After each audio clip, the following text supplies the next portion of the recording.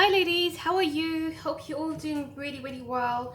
I'm really sorry I couldn't do a video last week. I think I was just done by the heat wave. It was just so hot. I didn't really have the strength to stand in the kitchen, and obviously I do need to cook meals for my own family, but I kind of avoided cooking the whole of last week. It was just so hot, but this week, you know what, you just had to. I just had to. So I thought, why not come with a really nice, refreshing kind of recipe that's something that you can enjoy in this weather as well, and something that's easy, and that you don't have to stand in the kitchen for too long. Obviously, I don't want to be standing in the kitchen for too long during the heat, and I know the heat's getting lower and lower, but the month of August hasn't finished as yet, so yeah, why not enjoy it while we can? And also, I wanted to kind of enjoy lovely fruits and vegetables are in season right now as well. One of the fruits I really want to celebrate today is the papaya. So papaya is an exotic fruit, really delicious, really tasty, and I wanted to make something with this, something that I've been wanting to make for a very long time for the classes. Obviously I do make it at home, but I thought it would be really nice to share this recipe with you as well. So this is going to be my take of a Thai green papaya salad. Now, getting hold of green papaya is really difficult in this country because green papaya is like a raw papaya. This is a ripe papaya, but I still try to, when I went shopping yesterday, I tried to pick out one of the papayas that's still a little bit half raw and half ripe, because the difference between a raw papaya and a ripe papaya is, you know, completely different.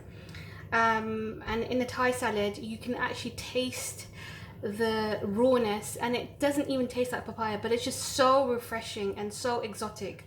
But obviously I'm going to do my take on it, and I'm going to be doing some carrots, some lettuce, some cucumber, and some spring onions and tomatoes, and they're kind of the most standard ingredients that you would get in a Thai raw papaya salad.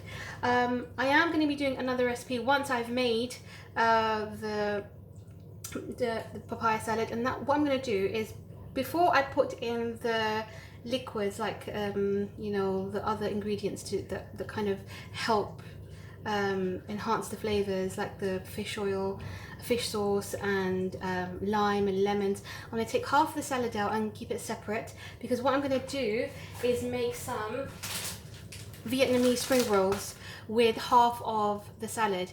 Now, Vietnamese spring rolls are basically these rice paper sheets, and this is a really healthy way of enjoying a spring roll without frying the spring roll. And you know, if you're on a low carb diet, this is really good. One rice paper sheet just contains less than one carbs in them, so they're really healthy, and I actually personally absolutely love them. I think they taste so delicious. And so they come like this, these Vietnamese spring rolls.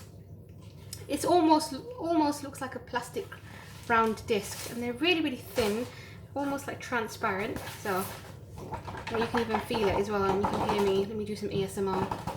Yeah. So really thin, really fine. They're transparent. But these are ideal, like if you're on a diet, or if you're arranging a picnic or some to-go foods. This is just super easy to do.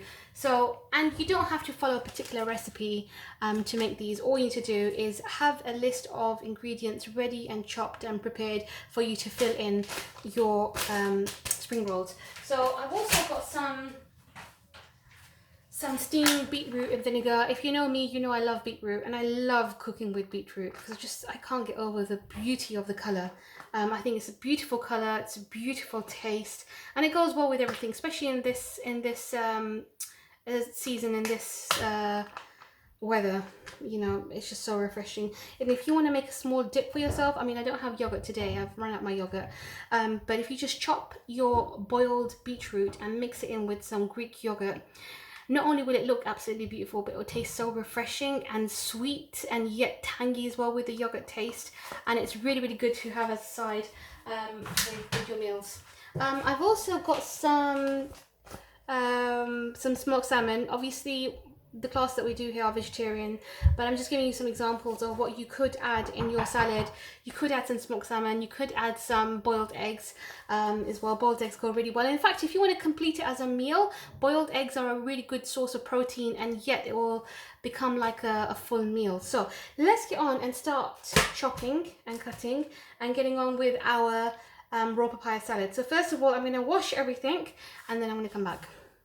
Okay, so I've washed all the ingredients now and all the vegetables and things. I'm going to start cutting everything up, and I just want to show you that you don't need to stick to the rules. You know, if you know me, you know that I don't really like to stick to the recipes.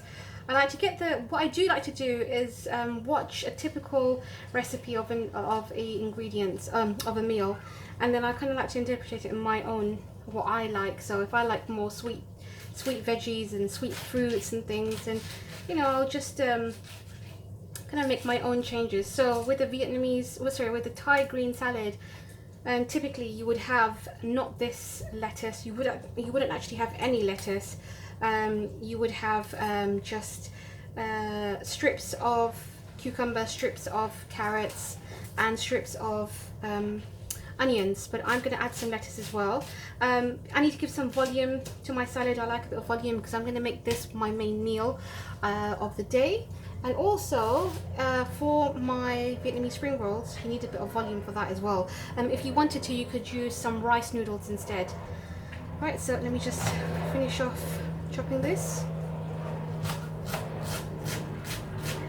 So you saw me taking out these bits here on the side of the lettuce. If you want, you could keep them in. I just find them a bit too hard and a bit, what should I say, sour. No, sour's not the word. A bit bitter, that's it. It's entirely up to you if you want. I mean, because this is my main meal of the day, and I'm adding quite a few veggies in it, quite a few salad things as I can. So I just want to make sure everything I do add in there is things that I like. And I don't like the middle bits of those Romanian lettuce because I find them a bit bitter. And I've got some spring onions, and what I'm going to do is just cut these in half. Okay. Right, I have to get my big knife out here. Just find this so sharp and so good to cut salad and spring onions, and it's really good for meat and fish as well. Especially if you're cooking Japanese, Korean, Thai, Chinese, any kind of Asian cuisine, this knife is what you need. Obviously, you need to be used to it for obvious reasons. Right. Give it some, okay. And let's add in the spring onions. And then we have our carrot, and like I've mentioned to you many times before, you don't need to peel the carrot, and we're not doing that. So what I'm going to do, I'm just going to take a little bit of the carrot off from one side, right, just to flatten it out a bit. And the reason why I'm doing that, I'll show you, is because now it's not going to move from the chopping board. And this is not going to go to waste. I'm going to cut this up really finely as well. But now I can really finely work on my carrot without worrying that it's going to move around. Because what I want to do is make some really, really thin strips. Right. I like to go to restaurants and look at the way chefs work in the kitchen. Obviously you can't go in the kitchen, but sometimes, you know, you have those restaurants where you see the chef working live, especially when I go to Yo Sushi, because Yo Sushi, everything's done live in front of you. I spend half of my time just admiring their knife work.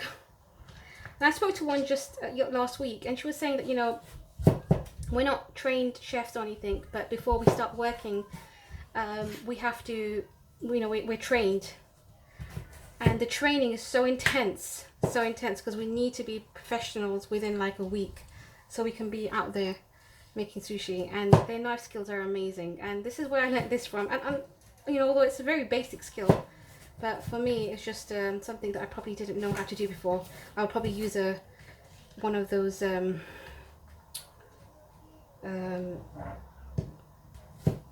machines to cut finely, and sometimes it's just a hassle. Right, so as you can see, the carrots are really, really nice and fine here. And if you're making roast vegetables, this is a really good way to make carrots as well, cut carrots, because when you roast them, they come out really lovely and crispy, and then you just, you know, cover them with a bit of balsamic vinegar, and you get these really lovely roasted carrots. So in goes the carrots, and if you want them even more thinner, you could do them even more thinner as well. And then I'm just going to get the cucumber and do the same with the cucumber again. You want the cucumber really, really fine. quite loud. I think we can switch the knives here now because this isn't that hard. Right.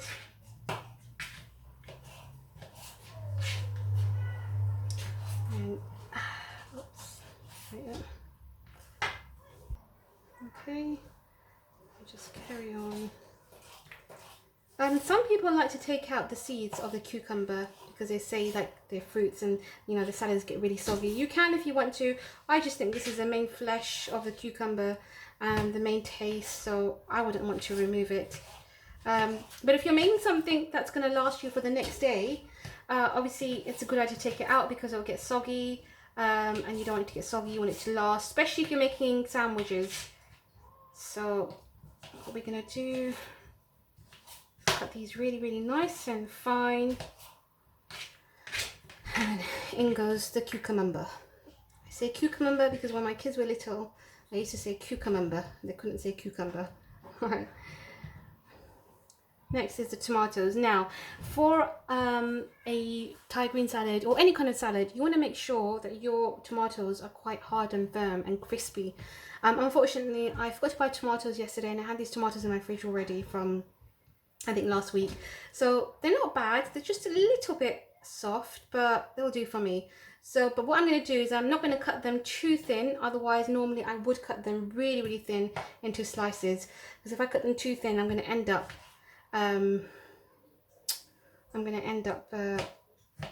making them too squidgy. And that's the last thing we'd want to do. Right, and next comes the papaya. So before we do that, I'm just going to quickly wash this. So like I have mentioned, the papaya is the star of the show, and we're going to find out now how raw or ripe this papaya is. And so far, it looks just about good. Not too raw, not too ripe. So, and you can kind of tell by holding it as well if it's really hard, you know it's quite raw. So if you know it's really soft, then it's a bit ripe. So this is actually quite good. It's probably just the way I wanted it to be. It's not too hard, it's not too soft, it's not too ripe, and it's not too raw. So what I'm going to do is scoop out the seeds. Now in this country, like I mentioned before, it's very difficult to find raw papaya unless I'm looking in the wrong places. Maybe I need to go to the Chinese supermarket. I've got one just nearby which I usually go to. I've just never had a chance to go and look for raw papaya, so maybe if I was to look for raw papaya there I'll find it. Okay, sorry, that's my neighbours looking outside. I've got all my windows open so I can hear the whole neighbourhood. Right, and we're going to take off the skin, and just want you to see I'm not taking off too much of the skin, and the reason for that is because I still want that bitter taste. Right. Okay, I may need to close the windows.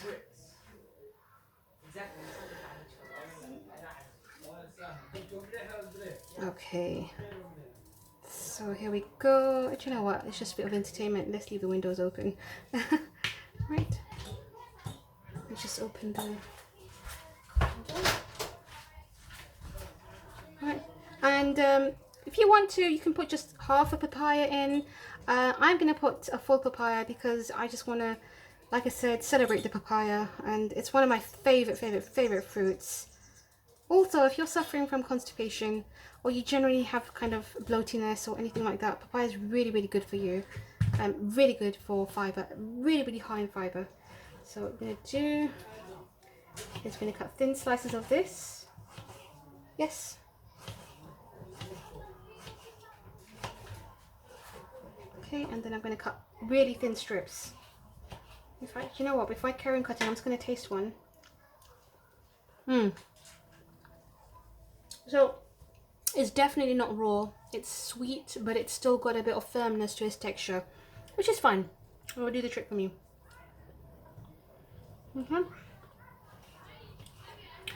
Papayas are quite expensive, as you would know, but you know, if it's something you're having once a week, it's worth it. And these two papayas cost me $2.70.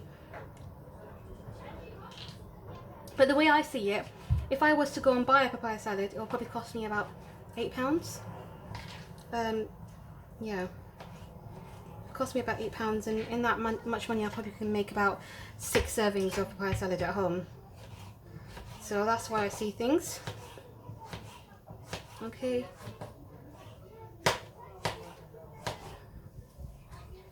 Right. And let's just cut this one. Oh gosh, where is this chopping board going?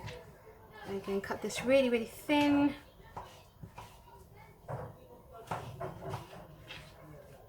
Right. Right, now let's get our plate of salad. And you can see all the lovely vegetables, and I'm going to add in the papaya in here as well. And then I'm not going to use a spoon. With my hands, I'm just going to give this a good mix, a really, really good mix. If your surface is clean, you don't need to worry about dropping everything everywhere like I am. Oops. Actually, now you do. There's only one ingredient I'm missing in all of this, and that is red chilies. And it's actually one of the main ingredients for me is anyway. As you all know, I love the kick of chilies in my food, and with the papaya salad that kind of goes really, really well. And I feel like kicking myself for not buying it yesterday. I completely forgot. Right, now that's our papaya salad done. Before I do the dressing, I'm going to be taking half of this out because half of it I'm going to be using in the Vietnamese wraps. So let me just get another plate.